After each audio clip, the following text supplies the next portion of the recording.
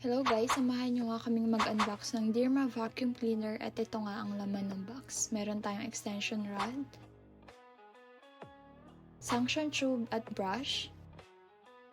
Meron din tayong floor roller.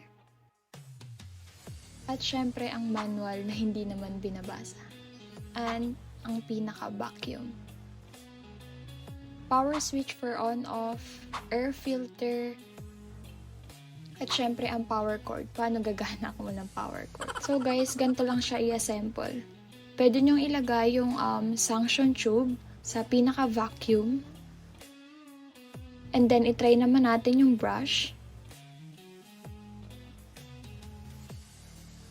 Ito naman ngayon sa yung extension rod dahil mahaba yung power cord. Diyan nyo pwedeng ikot yung pinaka-excess na cord para di sagabal habang nag-vacuum kayo. Sa pinaka-extension rod, pwede nyo din dyan ilagay yung pinaka-suction tube. So, ayan, inalis muna natin. Nakita nyo naman yung parang tenga dyan. Yan yung pagtatapatin nyo. And then, voila, okay na. Yan, pwede nyo din dyan i-direct yung pinaka-suction tube at nakikita nyo ang haba ng pinaka-vacuum nyo. At ganito naman siya tanggalin. Nakikita nyo naman, may push button dyan. Tapos push nyo lang. And then, okay na.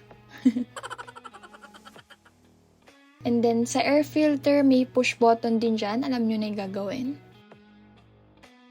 Tapos, para i-open your air filter, hilahin nyo lang yung part na yan and then nakikita nyo ang dumi na, diba? Kasi na-try na namin siya.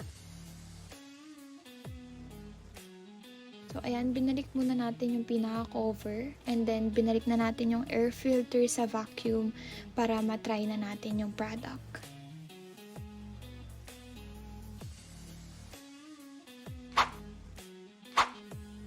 So, ayan guys, ang tinry natin is yung pinaka-vacuum and suction tube. As you can see, may mga tissue sa baba. Yan yung gagamitin nating sample.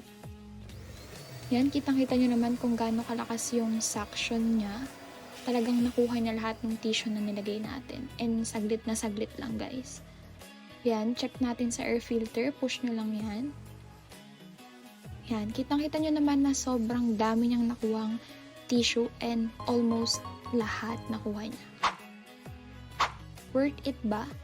For me, yes. Sa presyo niyang 1,655, sobrang worth it niya. Ang ganda ng quality ng product and mukha rin siyang heavy duty. So, yun lang guys. Thank you so much for watching.